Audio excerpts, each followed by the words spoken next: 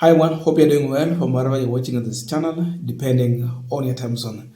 Now, I don't want us to go into the story of how a teacher, Albert Ojang, was killed in the hands of police because you are all aware of that story. The focus here is now on the reaction from the people and so far what the state has been able to do. The confirmation is clear beyond any reasonable doubt that IG Kanja came out with a contradicting statement on how the victim died. Alijigonga mwenyewe akakufa. It turned out after the autopsy report that he was beaten to death.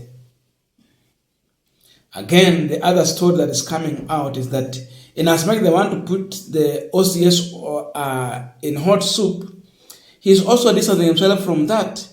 He is revealing that Albert Ojwang was brought to the cell at the time when he was unconscious, and he even asked the DCI team that brought him to take him to hospital first, but they refused, that they are acting on an order from above.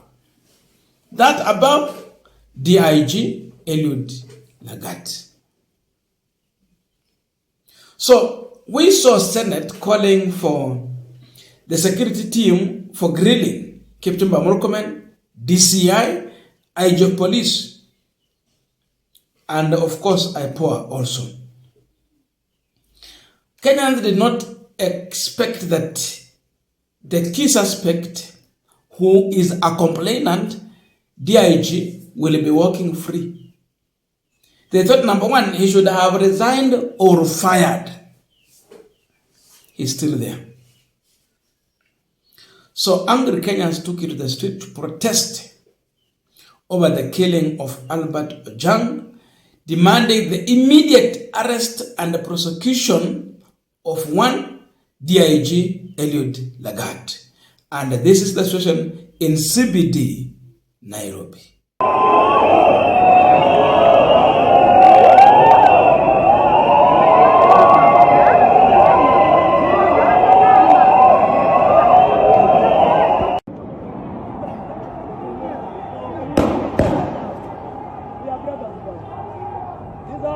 Thank you.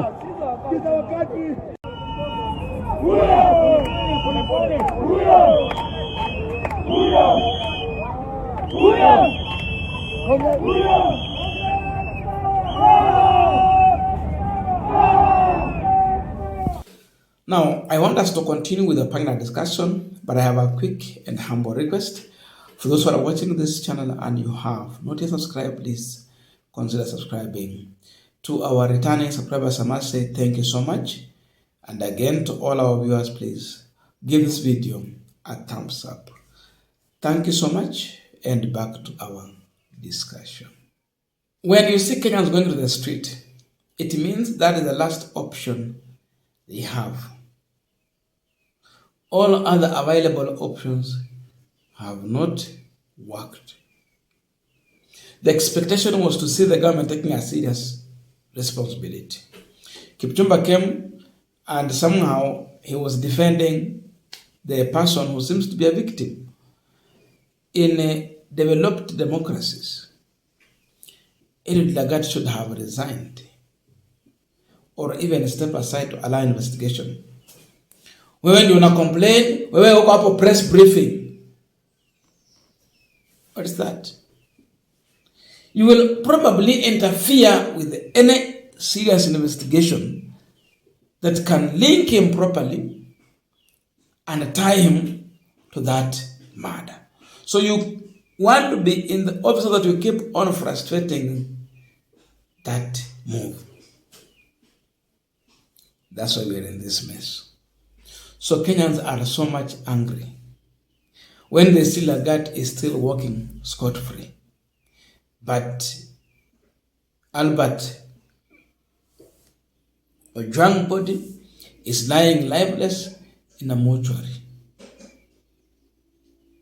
Perpetrators are walking free.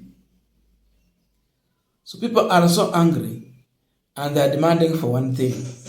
This man should be arrested and prosecuted. Sasa kama serikali ilikuwa inafikiria kwamba haya mambo yatakuwa tu ni kelele ya siku mbili alafu inyamaze, it started slowly, but it is now becoming a full-blown explosion.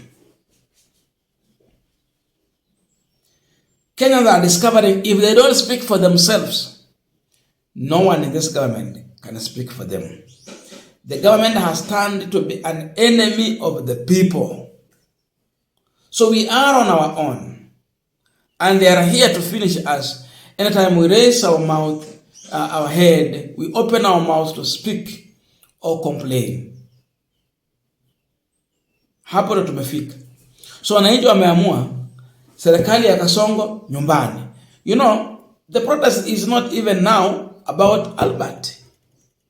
Sorry, DIG. When they go to the street to protest, who is the appointing person? Ni Ruto. Angeambia huyu jamaa kupitia kwa CS Kipima Murkomen to resign or step aside. Akina Kome walikuwa wanaambiwa step aside. Ruto nadhani ako na IG watatu tangu achukue uongozi. Huyu mwenye wako ni watatu. Lakini hajamaliza term, ni kama ako half. But look at that. The same way he was telling other IGs to step aside or resign. Why can't he tell the man from Kalenjin Nation to step aside or probably resign? The issue of cover-up is here. He is one of their own. And the Kenyans are taking it this way, that if indeed this man is still working here, it means he has been acting on orders from above. When we were told about a squad domiciled at cooperative building, ile kopale, ile nyumba ilikuwa na anguka siku nyingine kichomwa. We were told the elite squad is acting on a command that is not from IG of police. They have a different command. These were allegations. And now, when you read the newspaper, you will see there, hata watu wamebeba hizo bangles wanasema ya kwamba the killer police. There has been those complaints, and the issue coming out is that the man who killed or who ordered for the killing of Albert Ojwang could be the same person who is heading that squad, the commandant of that squad, that is finishing Kenya through abduction, forceful disappearance, kidnapping, and all that. So people have decided that they will not keep quiet, watch in silence as everything goes wrong, and are coming out to speak their mind. Just imagine in such a scenario, na Gachagwa amesema Kasongo aende. Alafu unapata wananchi wameweka maandamano ya aina hii. Is Kasongo even safe? I don't see him safe. But Ruto has forced Kenyans to go to the street just because of something small. That ushafanya makosa, mmeua, enda nyumbani. Hata usienda nyumbani. Order for arrest, prosecution to take place. Inafaa kuwa ameitwa na DCI afanyiwe grilling or interrogation.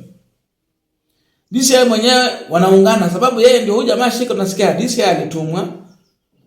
Ile kitengo ya DCI ndio ilitumwa. Alafu wameungana what? Alafu tunauliza justice where? Kenyans are discovering that there can be never justice in a court where, yani kondo ndio mlalamishi, judge na mbwa mwitu or hyena.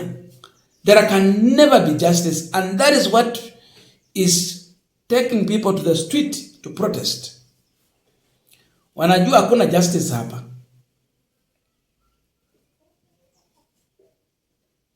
Na hiyo ndio aina ya serikali ambayo tuko nayo Kenya hii. Things are not good. Things are not good. This regime has no any interest of serving the people. Instead, they might be serving their own interest. If you cross their line, they don't care about the Constitution of Kenya. They took an oath of office to protect the Constitution and the people. But instead, they are leading in breaking the laws. Wananajisi katiba ya Kenya. I don't know your views, but please let us be in the comment section to continue this discussion. Thank you so much, and I'll see you in our next video.